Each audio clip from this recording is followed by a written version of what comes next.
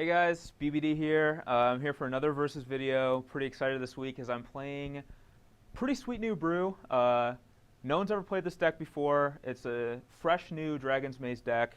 It's called Junk Reanimator. Pretty sweet. Just really awesome stuff. I also like to call this deck Acidic Slime and 57 other cards because the feeling you get when you slime someone is about one of the best feelings you can have playing Magic. And so I'm going to dive right into this deck. I actually lied.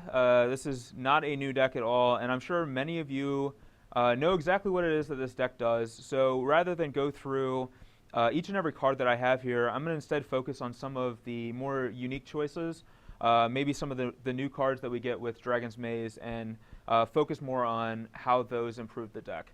So I'm just going to start right out with Sin Collector, which is actually the only new card in the main deck.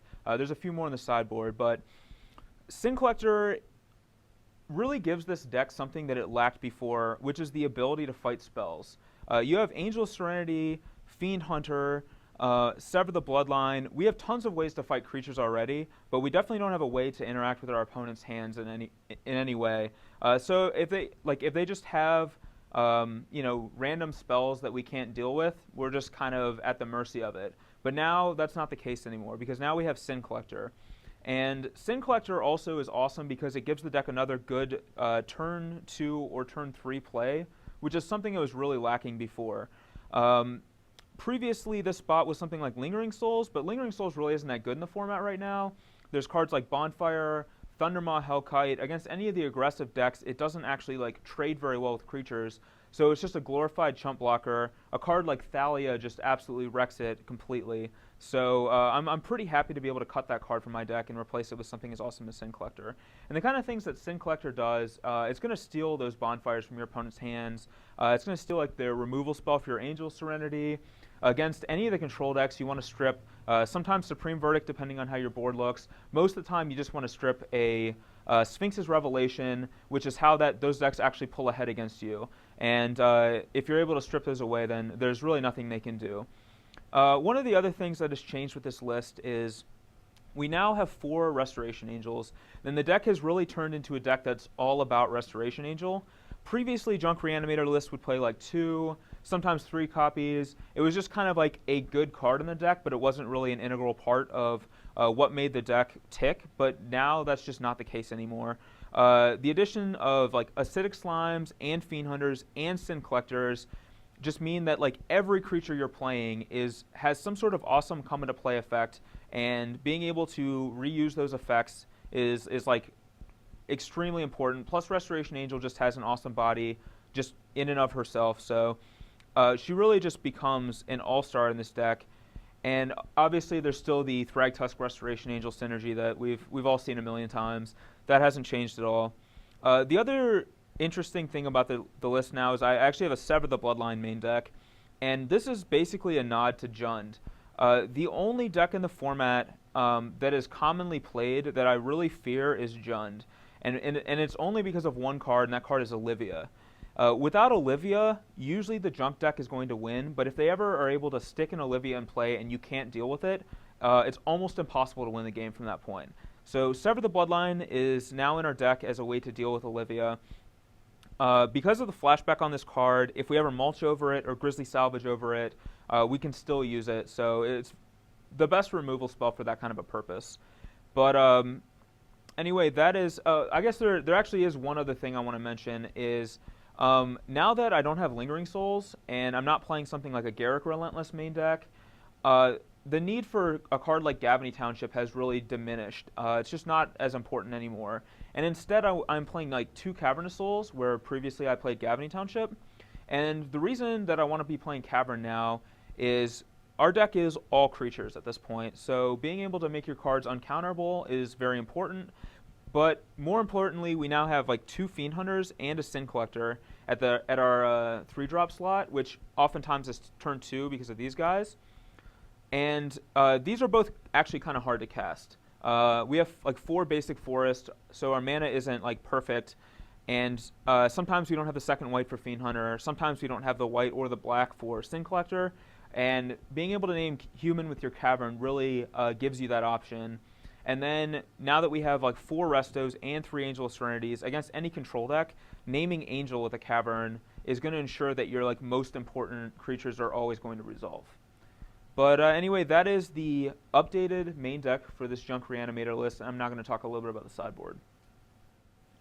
All right, so we are back here with the sideboard, and I actually think that these 15 cards are the most important cards in Junk Reanimator. One of the most important things about this deck is its versatility in sideboarding, and one of the absolute hardest things about this deck is knowing what cards to bring in and out, knowing how to sideboard against the different matchups. And I think that sideboarding, especially with this deck, is where what really separates like someone who goes like 3-3 at a tournament with someone who goes like 5-1 at a tournament with this deck, because there's so many different decisions, and it's not always clear what should come in and what should go out. And having the right plan is extremely important with this deck. So let's dive into a little bit about some of these cards. We have 2 Abrupt Decays. Pretty much this is going to just be for any aggressive deck. It rarely comes in outside of aggressive decks. You just want it as a removal spell just for anything they play. But the reason we would play something like Abrupt Decay over other options is because it also hits like Rest in Pieces sometimes, or like a Graph Digger's Cage, or things like that. So it does have a little bit of versatility, which is why it's played over other cards. Second Star of the Bloodline, again, mostly for Olivia. It also is very good in the mirror match. By virtue of exiling cards, it kind of turns off their Unburial Rights, and Angel Serenity is one of the mirror match trumps, so Sever is an actual way to deal with it, which the deck otherwise doesn't really have. The 4th Acidic Slime, that comes in for all the mid-range decks, it comes in for all the control decks. Your plan against a lot of those decks is to just slime them over and over again, either like cutting them off a certain color of mana, or just like restricting their mana in general so they can't cast their big spells. Garruk Relentless, mainly for the mirror match. This is one of the most important cards in the mirror match along with Acidic Slime, and the reason is that the mirror is won entirely by who like wins the mana war, basically. So Garruk Relentless fights their mana dudes and then searches up Acidic Slimes. It's basically like everything you want it to be for winning the mana war. Deathrite Shaman, this card's like good in the mirror, but the mirror match alone is not the reason I play it. I also play it because of its versatility and strength against any control deck.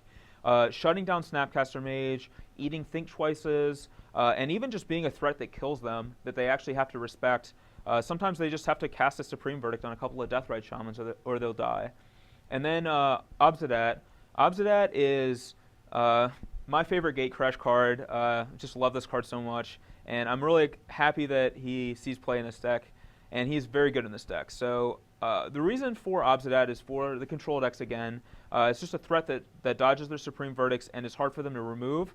But it's also good against decks like Jund, where you just want to put a lot of pressure on Jund early with Acidic Slimes and Obzedats, like hitting their mana sources, attacking their life total, to put them on the back foot. Because if they have time to set up and like get an Olivia setup, you're probably not going to win. And Obzedat's like really good at preventing that from happening.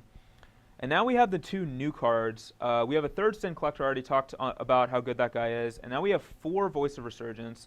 When I played this deck last weekend in Somerset, and Chris Van Meter actually won the tournament with this deck, we only had 3 Voice of Resurgence, and we have since up to 4 because this card is amazing.